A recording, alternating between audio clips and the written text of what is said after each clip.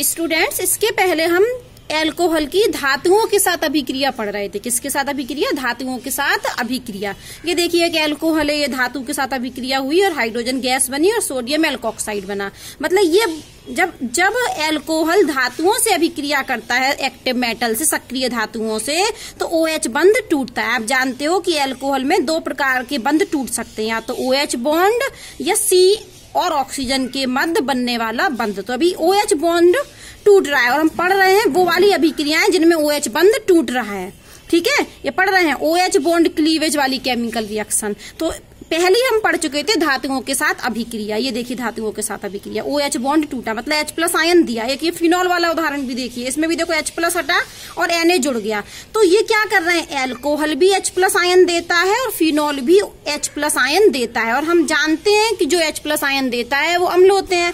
तो उपरोक्त अभिक्रियाएं, ये वाली अभिक्रिया और ये वाली अभिक्रिया, उपरोक्त अभिक्रियाएं दर्शाती है कि एल्कोहल और फिनॉल, ये हमारा क्या है, ये एल्कोहल है, धातुओं के साथ अभिक्रिया कर रहा था और H+ आयन दे रहा था। ये एल्कोहल है, ये भी धातु के साथ अभिक्रिया करके ये वाला बॉन्ड तोड़ रहा था, H+ आयन दे रहा था। तो ये अभिक्रिया और ये अभिक्रिया, ये फिनॉल वाली और एल्कोहल वाली क्या दर्शाती है कि H+ आयन देते हैं एल्कोहल और फिनॉल, इसलिए ये दोनों किस नेचर के होते हैं, अम्लीय प्रकृति के होते हैं। तो एक पॉइंट निकल के आया कि एल्कोहल भी H+ आयन देते हैं और फिनॉल भी H+ आयन देते हैं। उपरोक्त अभिक्रिया ये दर्शा भी रहा है। तो ये जब H+ आयन देते हैं एल्कोहल और फिनॉल, तो ये किस नेचर के होते हैं, अम्लीय नेचर के होते हैं। तो आज हम पढ़ेंगे एल्कोहल की अम्लता।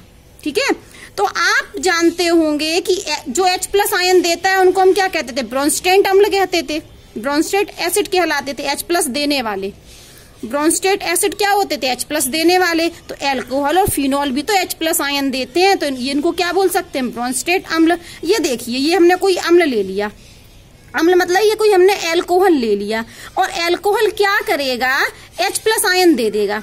तो H+ आयन किसको दे देगा, ये किसको दे देगा, ये इसको दे देगा, किसी भी क्षार को, किसी भी क्षार को।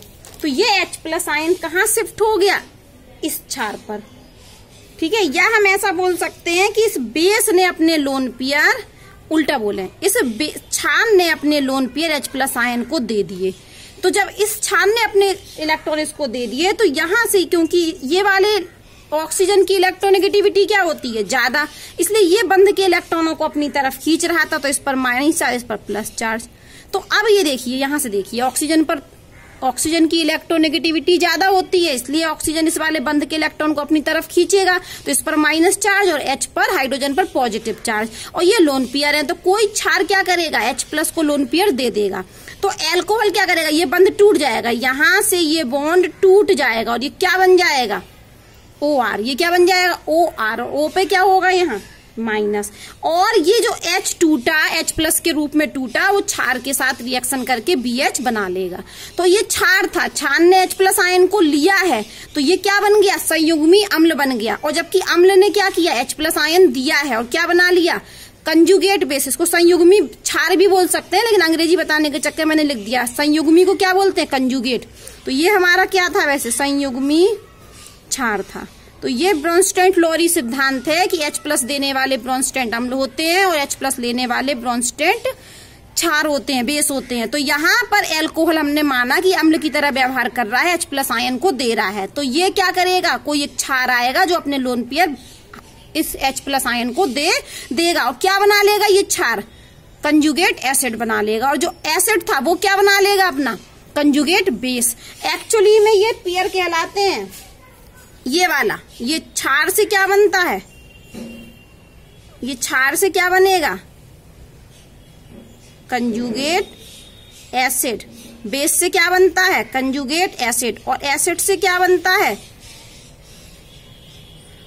Conjugate base. ठीक है, और इनमें क्या होते हैं, केवल H+ का अंतर होता है, बेस और कंजुगेट एसिड में सिर्फ किसका अंतर होता है, H+ का अंतर होता है। ऐसे ही एसिड और कंजुगेट बेस में भी सिर्फ H+ का अंतर होता है। देखिए इसमें और इसमें क्या अंतर दिख रहा, इसके पास H नहीं है, इसके पास H है। इसमें और इसमें क्या अंतर दिख रहा है, यहाँ H नहीं है, यहाँ H है। तो H+ की का अंतर तो होता है। और ये आपस में एक दूसरे के कंजुगेट एसिड बेस पेयर कहलाते हैं। क्या कहलाते हैं, कंजुगेट एसिड बेस पेयर, युग्म कहलाते हैं।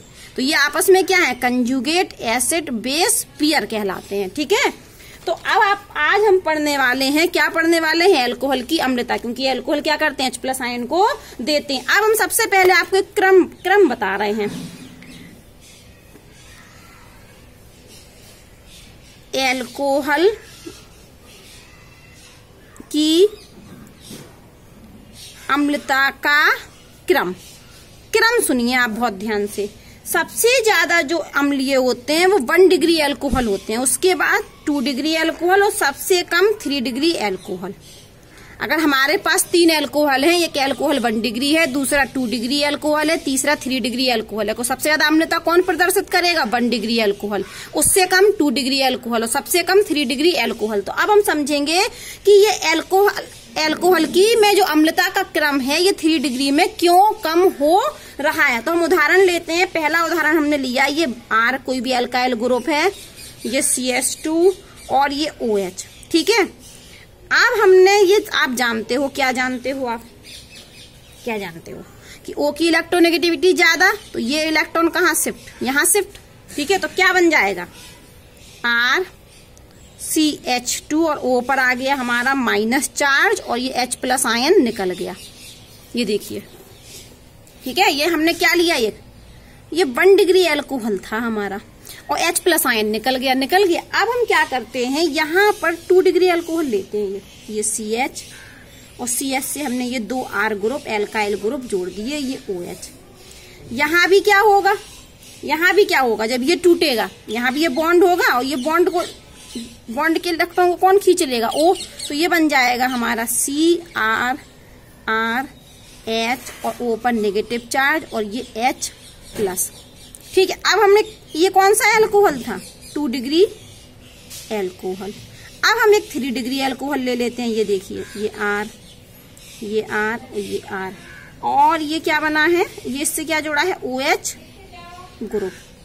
क्या होगा, फिर से O की इलेक्ट्रोनेगेटिविटी ज्यादा, ये बंध के इलेक्ट्रॉनों को अपनी तरफ खींच लेगा और H+ आयन बाहर निकल जाएगा। ये R और ये O- और H+। भाई तो 1 डिग्री अल्कोहल भी H+ आयन दे रहा, 1 डिग्री अल्कोहल भी अम्लीय नेचर का है, 2 डिग्री अल्कोहल भी H+ आयन दे रहा, 2 डिग्री अल्कोहल भी अम्लीय नेचर का है। ये हमारा 3 डिग्री अल्कोहल है, ये 3 डिग्री अल्कोहल भी H+ आयन दे रहा है, ये भी अम्लीय नेचर का है। अम्लीय नेचर का कौन होता है, जो H+ आयन को देता है। तो तीनों ही अम्लीय नेचर के हैं, लेकिन हम कह रहे हैं कि 1 डिग्री जो अल्कोहल है उसकी अम्लता ज्यादा है। क्यों ज्यादा है, आप जानते होंगे कि जो R ग्रुप होता है, कौन सा ग्रुप, R ग्रुप, मतलब ये CH3, ये C2H5, मतलब ये R ग्रुप। तो ये R ग्रुप होते हैं इलेक्ट्रॉन दाता समूह। ये क्या होते हैं, इलेक्ट्रॉन दाता समूह। दाता मतलब जानते हो, देने वाले। तो ये जो R ग्रुप होता है ये इलेक्ट्रॉन दाता समूह होता है, इलेक्ट्रॉन को देने वाला।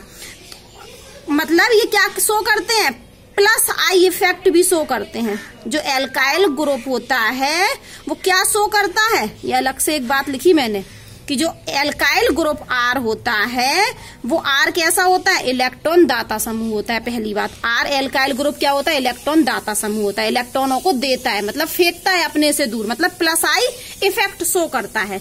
तो यहाँ तो बेटा एक R है और यहाँ पर 2 R है और यहाँ पर कितने एल्काइल ग्रुप हैं, 3। तो ये क्या करते हैं, इलेक्ट्रॉन को फेंकते हैं, मतलब ये इलेक्ट्रॉनों को फेंका इसने यहाँ किसकी तरफ, ऑक्सीजन की तरफ। तो क्या होता है कि जब एल्काइल ग्रुप अल्कोहल में जुड़ा होता है तो यहाँ पर इलेक्ट्रॉन की क्या बढ़ जाएगी, डेंसिटी। मान लो यहाँ पर हम तोड़ चुके, अब ये R ग्रुप जुड़ा है, इसने इलेक्ट्रॉनों को फेंका। अब फेंका तो यहाँ पर जो इलेक्ट्रॉन डेंसिटी है वो और ज्यादा बढ़ जाएगी, बढ़ रही है। क्या बोला मैंने कि H+ आयन को दे दिया इसने, लेकिन ये R ग्रुप जो जुड़ा है, ये R ग्रुप क्या शो करता है, +I इफेक्ट शो करता है। ये जो एल्काइल ग्रुप है ये +I इफेक्ट शो करता है, और +I इफेक्ट का मतलब होता है इलेक्ट्रॉन को फेंकना, खींचना नहीं, फेंकना। -I इफेक्ट वाले इलेक्ट्रॉन को खींचते हैं और +I इफेक्ट में इलेक्ट्रॉन को फेंकते हैं। ये फेंक दिया, किसकी तरफ फेंक दिया, इस आन ने, इस ग्रुप ने इलेक्ट्रॉनों को फेंक दिया किसकी तरफ, O की तरफ। तो O पर तो पहले से ही इलेक्ट्रॉन नेगेटिविटी ज्यादा थी, माइनस चार्ज था। अब और इलेक्ट्रॉन आ गए तो इस पर माइनस चार्ज बढ़ गया। माइनस चार्ज बढ़ने का मतलब है इलेक्ट्रॉन डेंसिटी बढ़ गई।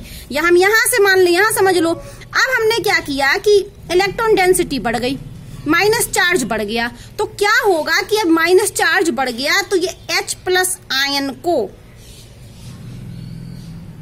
ठीक है, माइनस चार्ज बढ़ गया, इलेक्ट्रॉन डेंसिटी बढ़ गई। अब इलेक्ट्रॉन डेंसिटी बढ़ने से मान लो यहां से समझें, तो जब ये R ग्रुप ने इलेक्ट्रॉनों को फेंका तो यहां पर इलेक्ट्रॉन डेंसिटी बढ़ गई। और जब इलेक्ट्रॉन डेंसिटी बढ़ती है तो ये जो OH बंध की ध्रुवणता क्या हो जाती है, कम हो जाती है। एक पॉइंट बोला मैंने कि ये तो ये O क्या था, हाईली इलेक्ट्रोनेगेटिव एलिमेंट था। O की इलेक्ट्रोनेगेटिविटी ज्यादा थी, इसलिए इसने बंध के इलेक्ट्रॉनों को अपनी तरफ खींच लिया था और इस पर माइनस चार्ज आ गया था और H+ के रूप में निकल